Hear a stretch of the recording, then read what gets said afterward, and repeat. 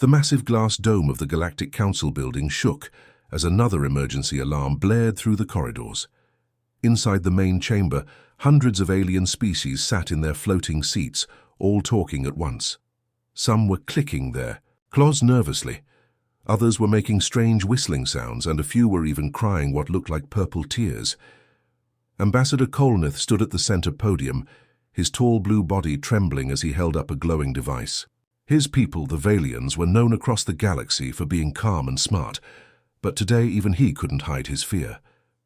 "Friends of the Council," he began, his voice cracking through the translation speakers, "I bring terrible news from the Outer Rim.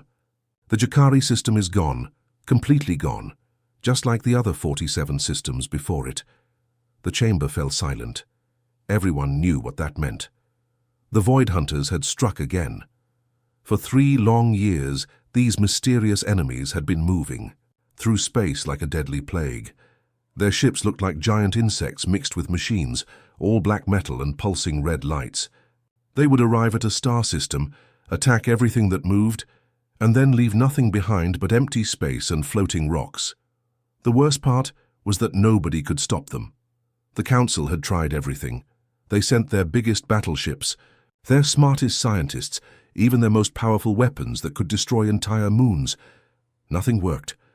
The Void Hunter ships would just absorb the damage and keep coming. "The hegemony navy is destroyed," Kolnith continued, his voice getting quieter. "The Stellar Federation's fleet lasted only 6 hours. Even the mighty Corellian war machine couldn't scratch their hulls. We estimate we have maybe 2 months before they reach the core worlds." An old reptilian creature named Zorvik slammed his scaly fist on his desk. "There must be something we haven't tried. Some weapon, some strategy." "We've analyzed their technology for years," replied Dr. Vexara, the Council's head scientist. Her tentacles waved frantically as she spoke. "Their ships are biomechanical. They adapt to every attack. Energy weapons make them stronger. Physical projectiles bounce off. Even our reality-bending weapons seem to have no effect." The chamber erupted in chaos again. Some aliens were shouting about last-ditch attacks. Others were talking about evacuating entire planets. A few were even suggesting surrender, though nobody really knew if the Void Hunters even took prisoners. That's when Kolnith raised his hand for silence. "Wait," he said. "There might be one option we haven't considered." He activated a holographic display that showed a small, unremarkable yellow star on the edge of known space. 3 decades ago, our long-range scouts detected Void Hunter activity in this system. We sent a probe to investigate, expecting to find another dead system, but instead, we found something impossible. The hologram zoomed in to show a blue and green planet orbiting the yellow star. The third planet was still alive, still inhabited. Somehow the primitive species living there had not only survived the Void Hunter attack, but they had actually driven them away. Murmurs rippled through the chamber. Many of the Council members had never even heard of this system before. "They call themselves humans," Kolnith continued. "According to our files, they're a young species. No faster-than-light travel, basic technology, still fighting wars among themselves. But somehow they did what our greatest fleets could not." The ancient ethereal named Quindar floated forward, his energy body flickering with curiosity. "Have we made contact with these humans?" "Limited contact only," Kolnith admitted. "They seem suspicious of outsiders. But given our situation, I believe we have no choice but to ask for their help." Many of the Council members looked skeptical. How could such a primitive species possibly help them when their most advanced civilizations had failed? But Zorvik nodded slowly. "At this point, we'll take help from anyone, even primitives." Within the hour, the Council had prepared their message. It was simple and direct, translated into the human language called English. They offered the humans everything they could think of: membership in the Galactic Council, access to advanced technology, trade agreements, even entire star systems as payment. The message was sent through subspace to the Sol system, traveling faster than light across the galaxy. Meanwhile, millions of light-years away, Captain Kim J was having a normal day at the Earth Defense Station. The orbital platform floated silently above Earth, monitoring space for any signs of trouble. It had been quiet for months. No alien visitors, No strange signals, nothing but the usual space junk and old satellites. Kim was a veteran of Earth's small space force. He was 35 years old, with short black hair and the kind of calm expression that came from years of military service. He joined the space program after the first alien contact 15 years ago, when humanity realized they weren't alone in the universe. Most people on Earth didn't know about that first contact. The government had kept it secret, along with the fact that hostile aliens had actually attacked one of their outer research stations.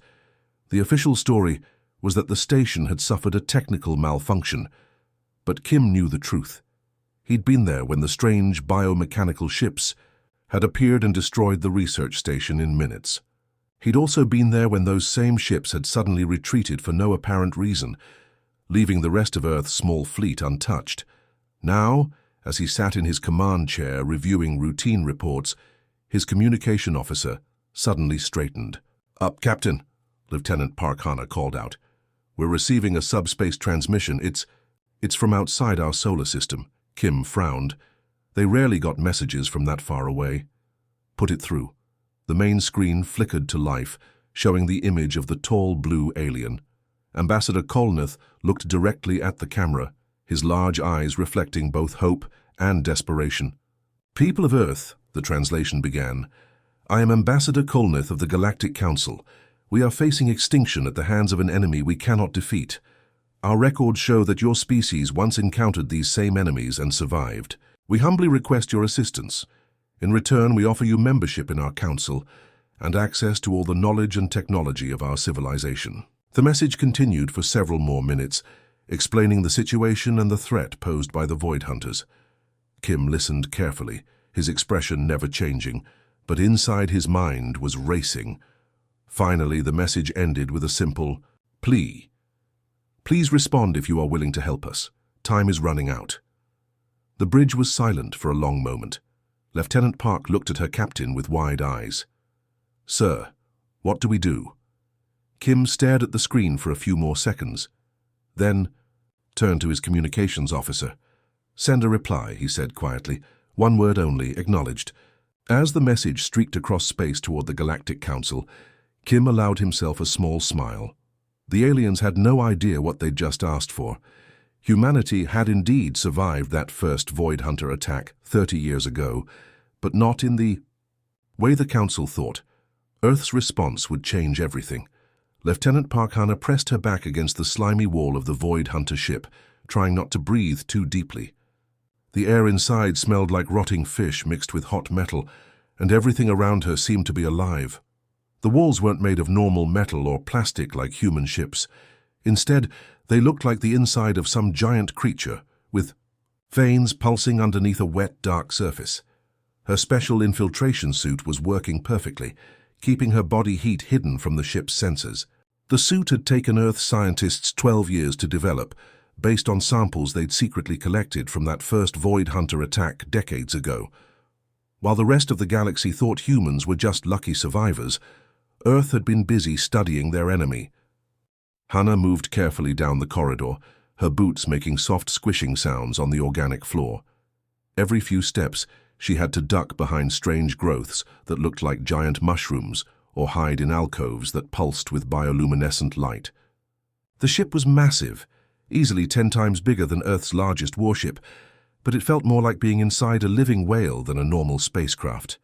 "Status report," came the quiet voice of Commander Li Min through her earpiece. He was coordinating the entire operation from the human fleet, which was hiding behind a nearby asteroid field. "I'm approaching the neural center now," Hana whispered back. "This place is seriously gross, but the suit is working. They can't detect me at all." She paused at an intersection where 3 corridors met. Strange symbols were carved into the walls, glowing with a soft red light. The Void Hunters used a combination of biological and mechanical technology that nobody in the galaxy really understood. Their ships grew rather than being built, and they controlled them through some kind of shared consciousness. "That's because they've never had to worry about stealth before," Li Min replied. "For 3,000 years, they've just overpowered everyone they met. No one's ever tried to sneak aboard their ships." Hana smiled to herself as she continued down the central corridor. That was typical human thinking. When you can't win a direct fight, you find another way.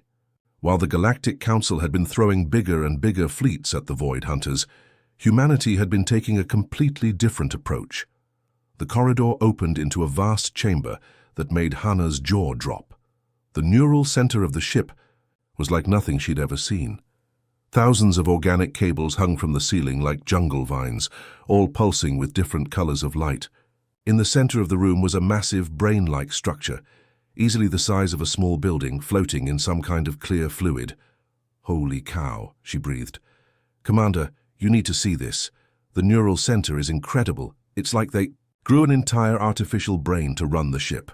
"Stay focused, Lieutenant," Li Min's voice reminded her. "Remember, you're not there to sightsee. Plant the disruptors and get out."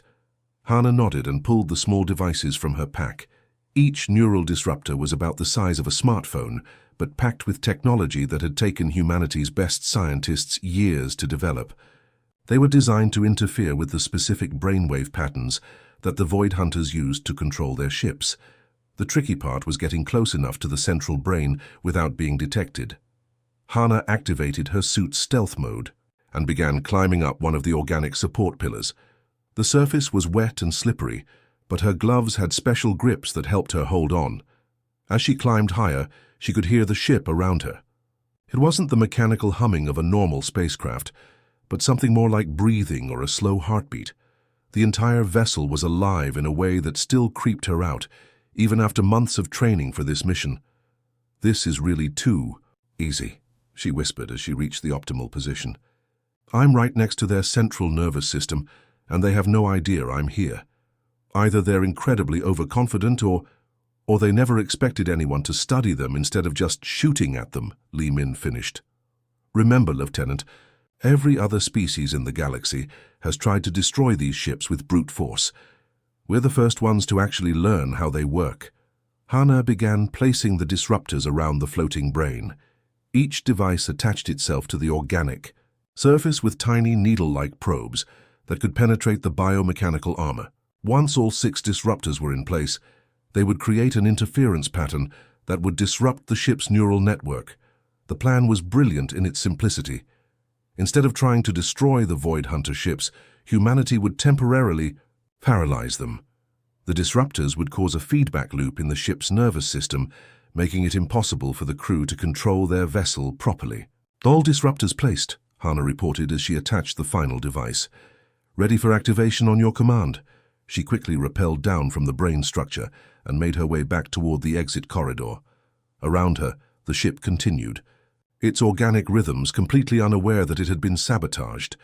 "Excellent work, Lieutenant," Li Min replied. "All other teams are in position as well. We have disruptors on 12 of their largest ships, activating in 3, 2, 1. Now the effect was immediate and dramatic. The neural disruptor on the ship's brain began emitting a high-frequency signal that interfered with the bioelectric patterns controlling the vessel. Within seconds, the entire ship began to convulse like it was having a seizure.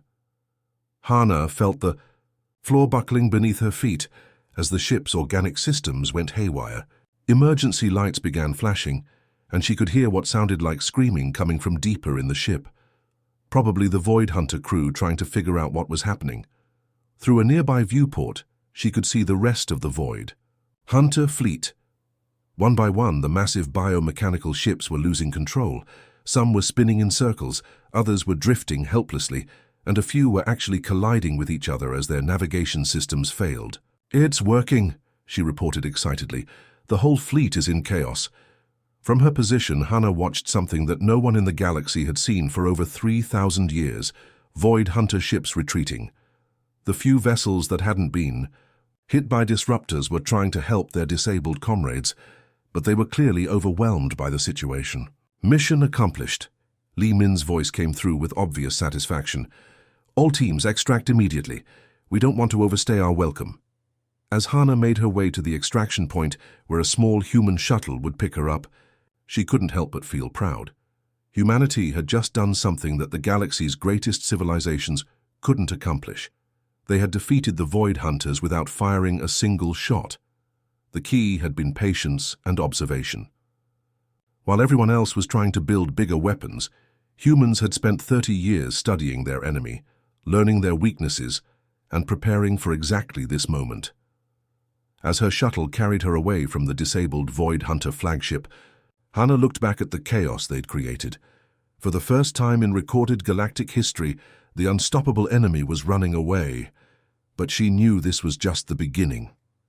The real challenge was still ahead. Admiral Chobin walked slowly to the center of the Galactic Council chamber, his footsteps echoing in the sudden silence. Around him, hundreds of alien representatives sat frozen in their seats, staring at the holographic displays that showed something impossible, Void Hunter ships retreating in complete disorder. The massive screens floating above the chamber showed the aftermath of humanity's strike. Biomechanical ships that had terrorized the galaxy for 3 years were now drifting helplessly through space, their formations broken and scattered. Some were spinning out of control, others were colliding with debris, and the rest were limping, away as fast as their damaged systems could carry them.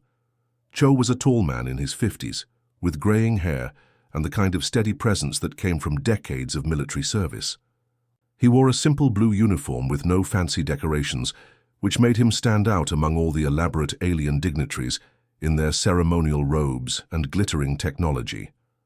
Ambassador Kolneth was practically bouncing in his floating chair, his blue skin glowing with excitement. "Admiral Cho, this is incredible. Your species has accomplished what our greatest civilizations could not. Please tell us how you defeated them." Murmurs of agreement rippled through the chamber. The reptilian Zorvik was nodding approvingly, while Dr. Vexara's tentacles were waving frantically as she tried to analyze the tactical data. Even the ancient ethereal Quindar had materialized into a more solid form to get a better look at the displays. Cho raised his hand for quiet and the chamber fell silent again. When he spoke, his voice was calm but carried easily to every corner of the vast room. "You want to know how we succeeded where your greatest fleets failed?" he asked, looking around at all the eager alien faces. "The answer is simple. We did. What apparently none of you ever thought to do." He paused, letting the suspense build. "We talked to them." The silence that followed was so complete that you could have heard a pin drop. Several aliens looked confused, as if their translation devices weren't working properly. Others started whispering to each other, trying to figure out what the human meant. Ambassador Kolneth was the first to speak up. "I'm sorry, Admiral, but I think there might be a translation error. Did you say you talked to the Void Hunters?" "That's exactly what I said," Cho replied, his expression completely serious. "For the past 30 years, humanity has been in regular communication with Void Hunter advanced scouts. We learned their language, studied their culture, and most importantly, we listened to their story." The chamber erupted in chaos. Aliens were shouting in dozens of different languages, their translation devices struggling to keep up. Some were demanding proof, others were accusing the humans of lying, and a few were even suggesting that humanity had somehow been working with the enemy all along. Cho waited patiently for the noise to die down, then activated a new holographic display. This one showed what looked like a massive star map, with different colored regions marking various territories. "The Void Hunters aren't conquerors," he continued, his voice cutting through the remaining chatter. "They're refugees. 3,000. Years ago, something destroyed their home galaxy. The survivors have been fleeing ever since, searching for a new place to live." He watched as the alien faces around him slowly changed from excitement to confusion to growing horror. They came to this galaxy not to destroy it, but to escape from something far worse. The attacks on your worlds weren't acts of conquest. They were desperate attempts to find resources and territory for their people. They were fighting for survival, just like you are now. Dr. Vexara's tentacles stopped waving, and she leaned forward in her chair. "But, Admiral, they destroyed entire star systems, billions of innocent lives." "Yes, they did," Cho acknowledged grimly. "And that was wrong. But they did it because they were terrified and running out of options. When you've been fleeing for 3,000 years, and something is still chasing you, you start making desperate choices." The ancient ethereal Quindar floated closer, his energy form flickering with concern. "You mentioned they were fleeing from something. What exactly has been chasing them across the cosmos?"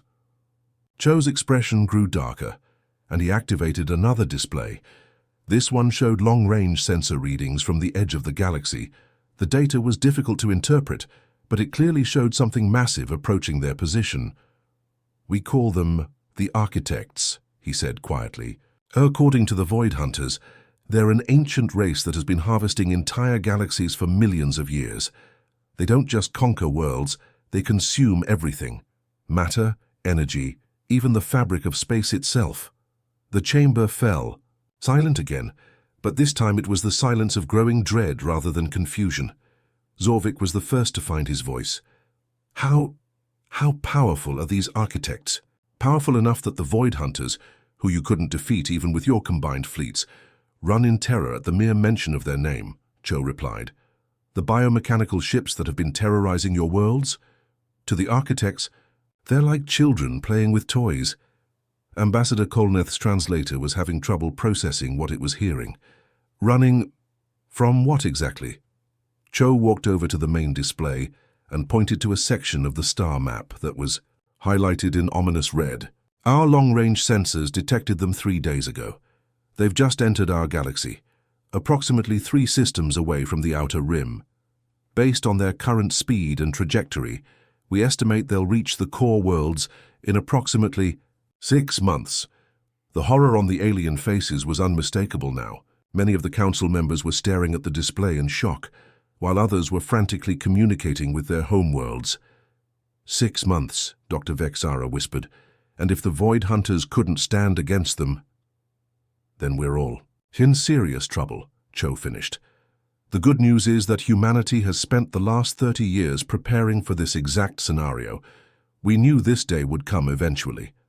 He activated a final display that showed the human fleet positions throughout the galaxy. Unlike the chaotic retreat of the Galactic Council forces, the human ships were positioned in careful formations that seemed to follow some kind of strategic pattern. The Void Hunters shared everything they knew about the Architects in exchange. For our help in finding a new home, we learned about their technology, their tactics, and most importantly, their weaknesses. Quindar's energy form brightened with hope. They have weaknesses? Everything has weaknesses, Cho replied with a slight smile. You just have to be patient enough to find them. While you've all been fighting the Void Hunters for 3 years, we've been preparing to fight the real enemy for 3 decades. He looked around the chamber at all the alien faces staring back at him with a mixture of hope and fear. The question now is whether you're willing to work with us and with the Void Hunters to defend this galaxy against something that makes all our previous conflicts look like playground disputes.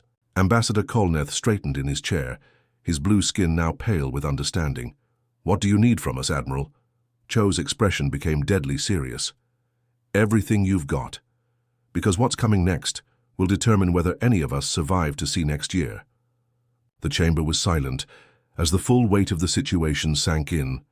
The galaxy's greatest threat wasn't the enemy they'd been fighting, it was the enemy that had been chasing that enemy across the cosmos for millennia, and it had finally arrived.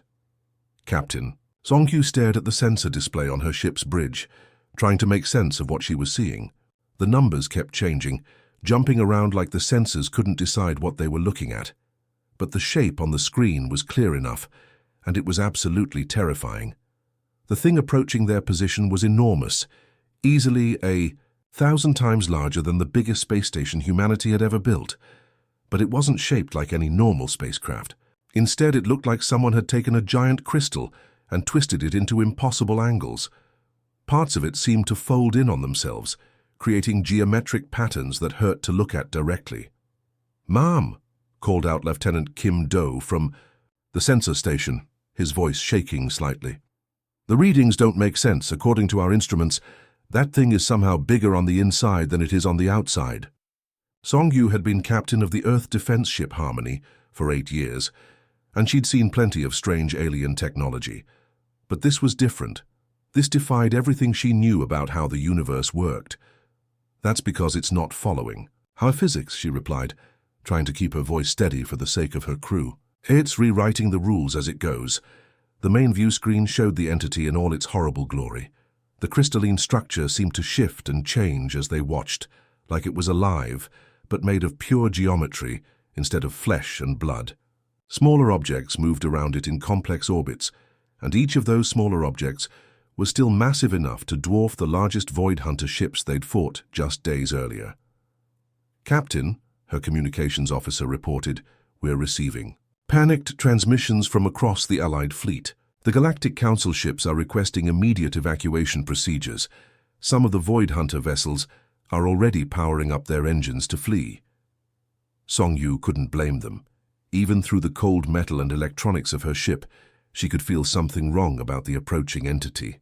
It was like staring into a cosmic horror that didn't belong in their universe.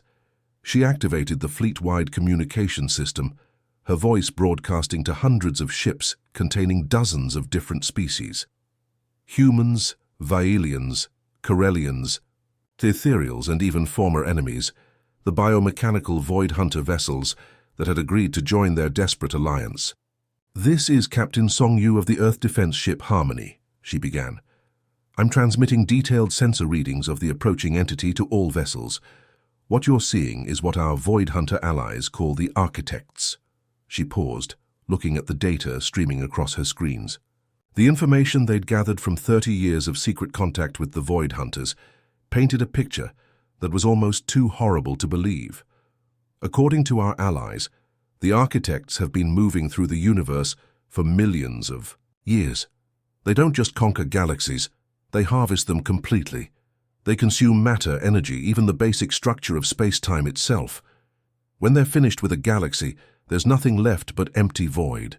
Through the communication array, she could hear the sounds of panic spreading across the Allied fleet. Some ships were already starting to break formation, their crews overcome by fear. On the Galactic Council vessels, she could hear aliens praying. In languages she didn't recognize, even some of her own crew were looking nervous. Lieutenant Kim Do was pale as he stared at his sensor readings. Ensign Park Min was gripping his control station so tightly, his knuckles were white. "Captain," her tactical officer reported, "the Void Hunter ships are transmitting what looks like historical records. It's footage from their home galaxy 3,000 years ago." Song Yu nodded grimly. "Put it on screen." The main view screen changed to show grainy recordings from the Void Hunter's archive. The images were hard to understand at first, but gradually the horrible truth became clear. They were watching the death of an entire galaxy. Stars were going out one by one. Not exploding in supernovas, but simply vanishing as if they'd never existed. Entire solar systems were collapsing into impossible geometric shapes before disappearing completely. The Architects moved through space like a plague, leaving nothing but darkness behind them. "This is what happened to the Void Hunter's home," Song Yu explained to the fleet. "This is why they've been running for 3,000 years, and this is what will happen to our galaxy if we can't stop them." The panic in the fleet communications was getting worse. She could hear Galactic Council representatives demanding immediate retreat to the core worlds. Some were even suggesting they should surrender and hope the Architects would show mercy. But then Admiral Cho's voice cut through all the fear and chaos like a blade through silk. "All human vessels prepare for Protocol 7, he announced calmly from his flagship.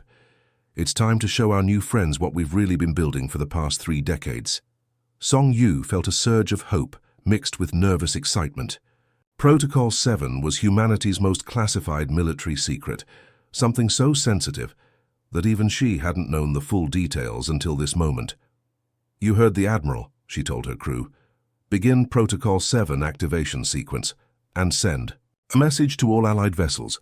They're about to see why humanity spent 30 years pretending to be a primitive species." Ensign Park Min looked up from his station with confusion. "Captain, what exactly is Protocol 7? Song Yu smiled for the first time since the Architects had appeared on their sensors. "Something we've been preparing for this exact moment since the day the Void Hunters first attacked our research station. Across the human fleet, ships that had seemed like simple military vessels began to change. Hidden panels opened to reveal technology that didn't match anything in their public specifications. Energy readings spiked as power systems that had been carefully disguised came online, but the real surprise was happening deeper in human space, far from the current battle zone. Throughout the Sol system and dozens of other human colonies, Structures that had been masquerading as mining platforms, research stations, and communication arrays were revealing their true purpose. The architects harvest galaxies by manipulating space-time itself, Song-Yu explained to her crew as she watched the activation sequence unfold.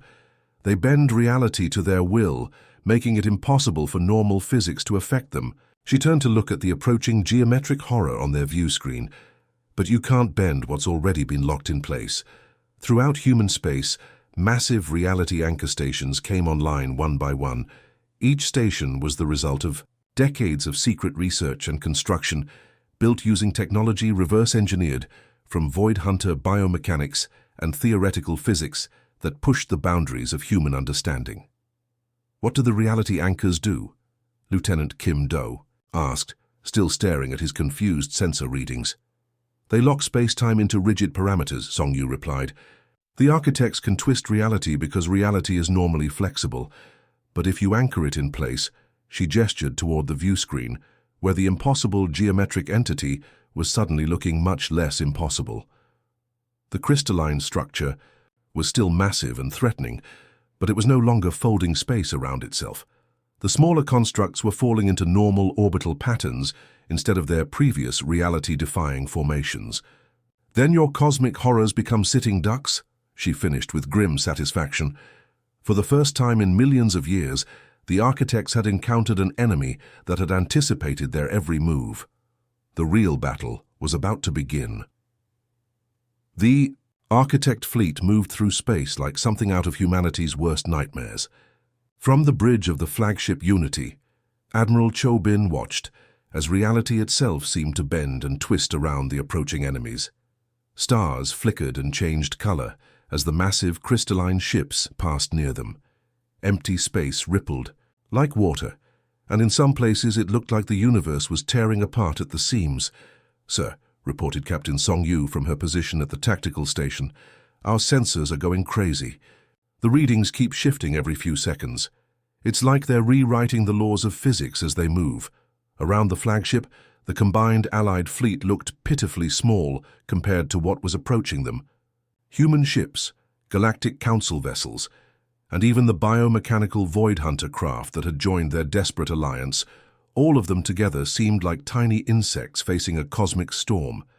Lieutenant Park Hana, who had been transferred to the flagship after her successful mission aboard the Void Hunter ship, stared at the main view screen in awe and terror.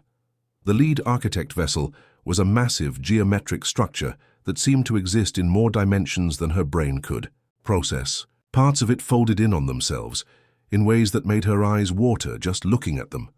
"How are we supposed to fight that?" she whispered. The panic spreading through the Allied fleet was almost palpable. Communication channels buzzed with frightened voices as alien crews watched their sensors struggle to make sense of what they were seeing. Some of the Galactic Council ships were already powering up their engines, preparing to flee, but Admiral Cho remained calm, his hands clasped behind his back as he studied the approaching nightmare. He had been preparing for this moment for 30 years, ever since humanity's first secret contact with the Void Hunter scouts. "All stations report status," he commanded. "Human fleet in position and ready," reported Commander Lee Min from the tactical center. "Reality anchor network at 95% power," called out the chief engineer. "Void Hunter allies are Mayu, holding formation though they look nervous," added the communications officer. Admiral Cho nodded and activated the fleet-wide communication system. His voice would now be heard by every ship in their desperate alliance, human, alien, and former enemy alike. "This is Admiral Cho to all Allied vessels. What you're seeing is the enemy that has been harvesting galaxies for millions of years. They've destroyed countless civilizations, consumed entire star clusters, and left nothing but empty void behind them." He paused, watching as the architect fleet continued its impossible approach through twisted space. But today, that changes. Today they face an enemy that has spent 3 decades preparing for this exact moment. The lead architect vessel was now close enough that its reality-warping effects were starting to affect the Allied fleet.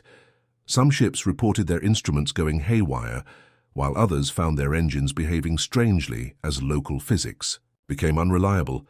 "Activate Protocol 7, Admiral Cho commanded quietly. Deep in human space, far from the current battle, something extraordinary began to happen. Across dozens of star systems, structures that had been carefully disguised for 30 years finally revealed their true purpose. What had appeared to be simple mining platforms suddenly unfolded into massive technological arrays. Old communication. Satellites transformed into complex machinery that hummed with incredible power. Research stations that had been studying asteroid composition for decades opened like flowers, revealing technology that defied everything the galaxy thought it knew about human capabilities. The Reality Anchor network came online. Lieutenant Park Hana watched her sensor readings in amazement as the effect rippled outward from human space. "Sir, space-time is stabilizing across a radius of, oh my God, across half the galaxy." The effect on the Architect fleet was immediate and dramatic. The impossible geometric ships that had been folding space around themselves suddenly found that space refused to bend. Their crystalline structures, which had been existing in multiple dimensions simultaneously, were forced into normal three-dimensional reality. The massive lead vessel, which had been the size of a small moon while folded through higher dimensions, suddenly became much smaller as it was locked into regular space-time. The smaller constructs that had been orbiting it in impossible patterns dropped out of their reality-defying formations like stones falling from the sky. "It's working," Captain Song Yu announced excitedly. "Their reality manipulation technology has completely failed." For the first time in millions of years, the architects found themselves subject to the same physical laws as everyone else. Their ships, designed to exist outside normal reality, were suddenly vulnerable to conventional weapons. "All ships, open fire," Admiral Cho commanded. The combined Allied fleet erupted with weapons fire unlike anything the galaxy had ever seen. Human ships launched missiles designed specifically to exploit weaknesses in crystalline structures. Galactic Council vessels fired energy weapons that had been modified based on 30 years of secret research. Even the Void Hunter ships joined in, their biomechanical weapons finally able to affect their ancient enemies. The architects harvest galaxies by manipulating the fabric of space itself, Admiral Cho explained as he watched the enemy ships crumble under the combined assault. "They bend reality to consume entire star systems, but you can't bend what's already been locked in place." Lieutenant Park Hana watched in amazement as the geometric nightmares that had terrorized the universe for eons began to fall apart under conventional firepower. 30 years, she said with admiration. 30 years of pretending to be a primitive species while we prepared for this exact moment. Commander Li Min, coordinating the tactical assault from his station, allowed himself a grim smile. "Welcome to humanity's galaxy," he said, as another architect vessel exploded in a shower of crystalline fragments. "We've been waiting for you." The battle raged for hours, but the outcome was never really in doubt once the reality anchors had done their work. The architects, stripped of their reality-warping abilities, found themselves fighting a conventional space battle for the first time in their existence, and they were losing. Ship after ship of the ancient enemy fell to the combined firepower. Some of species that had been mortal enemies just days before. Humans worked alongside Galactic Council forces and Void Hunter bioships, all united against the cosmic threat that had finally met its match. As the last of the architect vessels exploded, in silent fury, Admiral Cho looked around at his bridge crew. Everyone was exhausted but triumphant. They had just accomplished something that no civilization in the universe had managed in millions of years. "Sir," reported Captain Song Yu, "long-range sensors are detecting more architect fleets in nearby galactic clusters." This was just their advance force. Admiral Cho nodded calmly. "Then we'll be ready for them too. Humanity has had 30 years to prepare for this war. Now we have allies, and we have proof that our strategy works." He looked out at the debris field that had once been an unstoppable cosmic horror. "Send word to all human colonies," he commanded. "Begin construction of additional reality anchor stations. We're going to need a lot more of them." Lieutenant Park. Hannah smiled as she relayed the orders. "Do you really think we can win this war, sir?" Admiral Cho turned to face her, his expression serious but determined. "Lieutenant, humanity survived ice ages, world wars, and first contact with hostile aliens. We've never been the strongest or the fastest species in the galaxy, but we've always been the most stubborn." He gestured toward the view screen where allied ships from dozens of species were working together to salvage technology from the defeated architects. And now we're not alone anymore. In the depths of space, the tide of an ancient war had finally turned. The galaxy's greatest predators had finally met an enemy that had anticipated their every move. The real war was just beginning, but for the first time in millions of years, the prey had become the hunters.